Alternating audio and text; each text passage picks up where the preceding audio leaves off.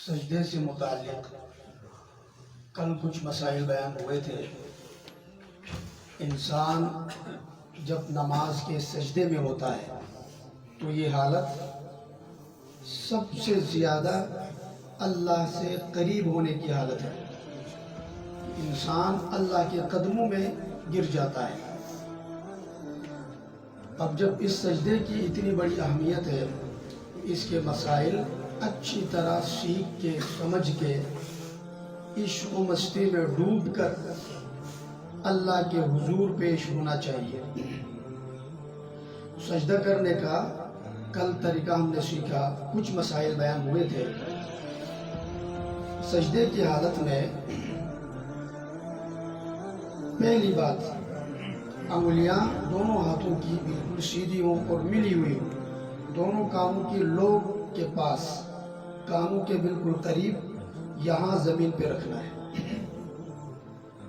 دونوں کونیاں زمین سے اٹھی ہوئی ہوں، پیٹ رانوں سے بالکل الگ ہو، کھل کے سجدہ کرنا ہے، سستی کے ساتھ نہیں، چست ہو کے۔ کوئی بندہ بادشاہ کے دربار میں حاضر ہو، کسی وزیر کے دربار میں حاضر ہو، تو کیا وہ وہاں ڈھیلا ڈولا اور سستی کاہلی کا مظاہرہ کرتے ہوئے، سوتے ہوئے وہ اس کے پاس ہوتا ہے، یا پھرتیلا ہوتا ہے؟ چست ہو کے، ہوشیار ہو کے، متوجہ ہو کے ہم اللہ کے حضور پیش ہو رہے ہیں، اللہ کے قدموں میں گر رہے ہیں، تو ایسی حالت میں محبت کے ساتھ، سکون اور اطمینان کے ساتھ سجدے میں جانا چاہیے۔ مردوں کے لیے حکم یہ ہے کہ کھل کے، پوری طرح چستی کے ساتھ کھل کے سجدہ کرنا ہے۔ عورتوں کے لیے حکم یہ ہے کہ وہ جتنا سمٹ سکتی ہیں سجدے کی حالت میں سمٹ کے سجدہ کریں، ان کی کونیاں بھی زمین پر ٹکی ہوئی ہوں، پیٹ رانوں کے ساتھ بھی ملا ہوا ہو، سمٹ کے سجدہ کرنے کا حکم یہ عورتوں کے لیے ہے۔ مردوں کے لیے کھل کے سجدہ کرنا ہے۔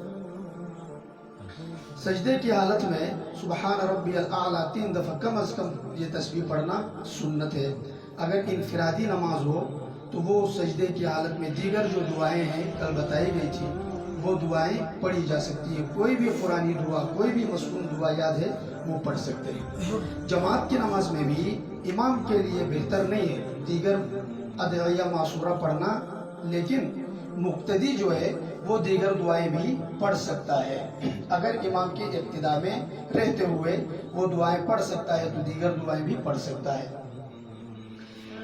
سجدے کی حالت میں دوسرا مسئلہ، بہت ہی اہم مسئلہ ہے، یہ بھی سمجھ لیں کہ جب ہم سجدے میں جاتے ہیں تو ہمارے پاؤں کیسے ہونے چاہیے۔ پاؤں جو ہے دونوں پاؤں یوں کھڑے ہو، اس طرح لٹا کے نہیں، پاؤں لٹا کے سجدہ کرنا یہ ٹھیک نہیں، خلاف سنت۔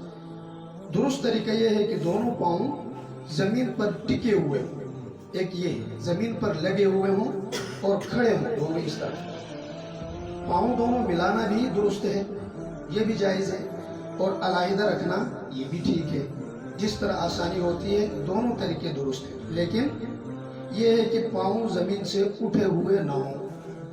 اس میں اگر کسی نے پورے سجدے کی جو حالت ہے، کم از کم 3 دفعہ تسبیح پڑھنے کی جو حالت ہے، اس پورے سجدے میں اگر دونوں پاؤں زمین سے اٹھے ہوئے ہوں، دونوں پاؤں زمین سے اگر اٹھے ہوئے ہوں تو اس کا سجدہ نہیں ہوا، سجدہ ہی نہیں ہوا۔ اسی طرح اگر کسی نے ایک پاؤں نیچے رکھا ہے، ایک پاؤں اٹھاتا ہے، کبھی رکھتا ہے، یہ بھی عادت ہوتی ہے، یہ مکروہ تحریمی ہے، پاؤں اٹھانا زمین سے۔ ایک پاؤں بھی، بلکہ ایک پاؤں کی انگلی بھی زمین پر اگر لگی رہے تو اس کا سجدہ ادا ہو جائے گا، لیکن پاؤں اٹھانا یا لٹانا یہ سنت کے خلاف ہے۔ اس لیے درست اور بہتر طریقہ یہ ہے کہ دونوں پاؤں زمین پر لگے ہوئے ہوں، زمین سے نہ اٹھیں۔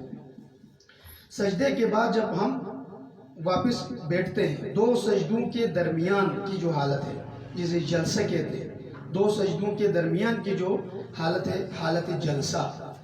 حالت جلسہ میں جب ہم بیٹھتے ہیں یوں سجدے سے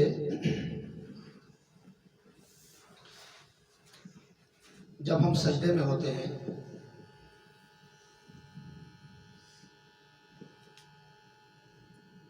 اب ایک سجدہ ہم نے کیا ہے، یہ دو سجدوں کے بیچ کی جو حالت ہے جلسہ اسے کہتے ہیں، یہ جلسہ جو ہے اس میں پوری طرح اس طرح اطمینان کے ساتھ بیٹھنا یہ بھی واجب ہے، کم از کم ایک تسبیح کے بقدر، کم از کم ایک تسبیح یعنی سبحان اللہ اتنی مقدار بالکل اطمینان سے یوں بیٹھنا یہ بھی واجب ہے، جس طرح قومہ میں ایک تسبیح کے بقدر کھڑا ہونا واجب تھا یہ بھی واجب ہے۔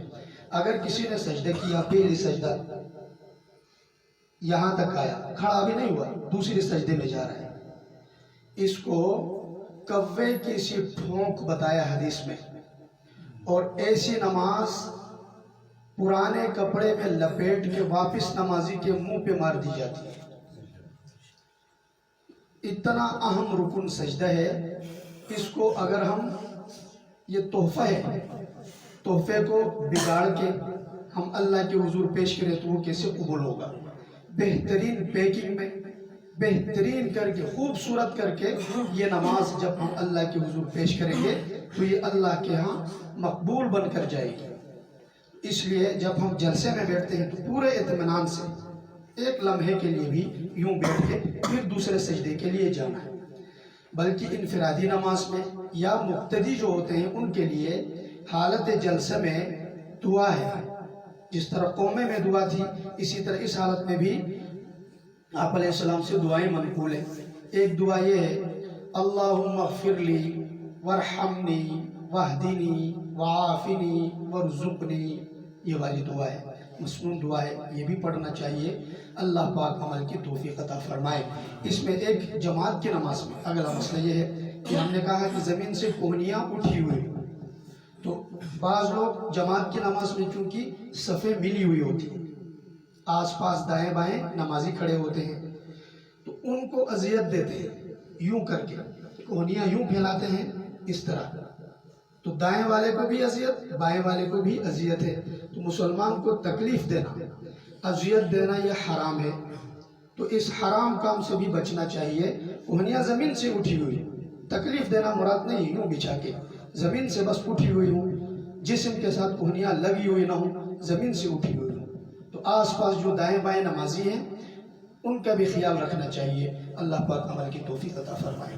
الحمدللہ رب العالمین والصلاة والسلام علی سید الانبیاء والمرسلین اللہم انکا عفو کریم تحب العفو فاعف عنا یا کریم فاعف عنا یا کریم فاعف عنا یا کریم فاعف عنا یا کریم صلی اللہ تعالی علی خیر خلقہ محمد وآلہ واصحابہ اجمعین برحمتک یا